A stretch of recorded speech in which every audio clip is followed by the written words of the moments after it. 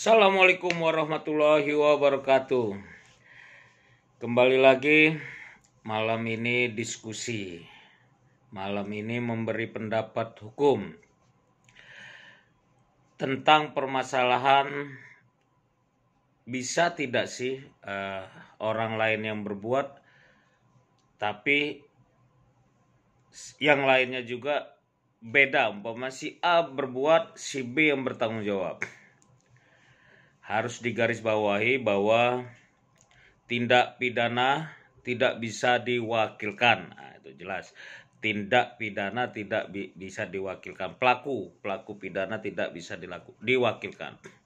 Contoh, ada beberapa orang WA, SMS, intinya hampir sama.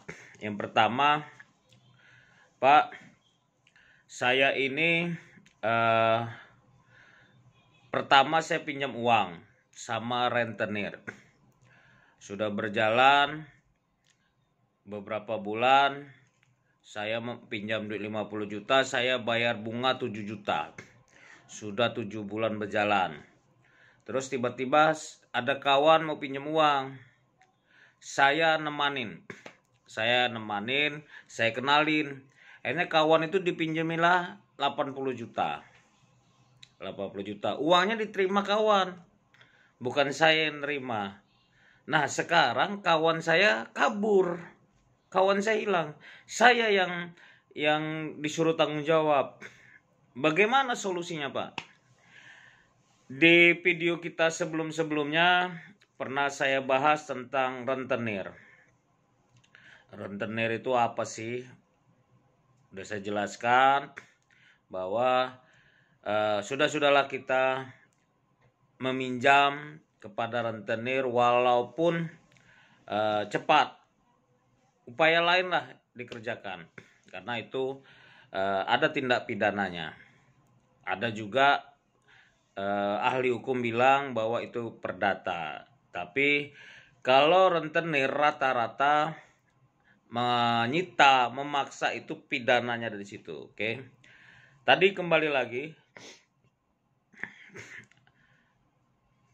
sudah jelas yang nerima duit itu kan temanmu, bukan dirimu. Nggak usah dibayar, walaupun alasannya bahwa kamu yang referensikan, bahwa kamu yang ngenali. Dan orang yang meminjam, rentenir yang meminjam, taunya sama kamu. Biarin saja. Ya, sudah kamu bilang tadi, Abang sudah bilang tadi bahwa yang terima uang kan dia. Artinya dia yang bertanggung jawab, dia yang pinjam uang, dia yang harus bertanggung jawab untuk mengembalikan, bukan dirimu. Kalau rentenir memaksa atau membuat ancaman atau ngamuk-ngamuk, itu pidana untuk dia.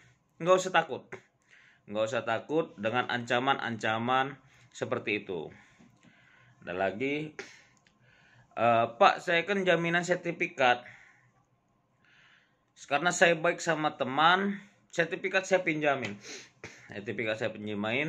Dia yang bawa sertifikat, ditaruhlah sertifikat itu ke yang minjamkan uang atau rentenir. Sedangkan saya tidak pernah terima uang, Pak. Saya cuma pinjamin saja. Oke. Pernah dibahas juga di sebelumnya bahwa tidak semudah itu membalik nama sertifikat itu, tidak segampang itu mengembalikan sertifikat.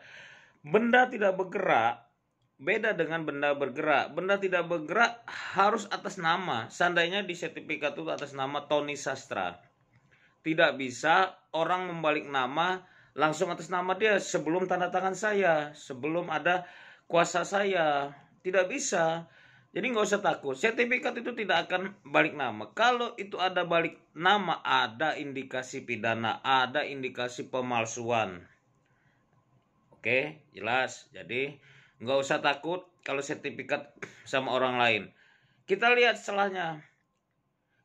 Kalau itu ada tindak pidana, nah itu sebelumnya kita pinta dulu, kita suratin somasi. Kita somasi sekali, 2 kali. Nah, kalau dia somasi tidak mengulangi, kita laporin polisi. Karena bukan hak dia.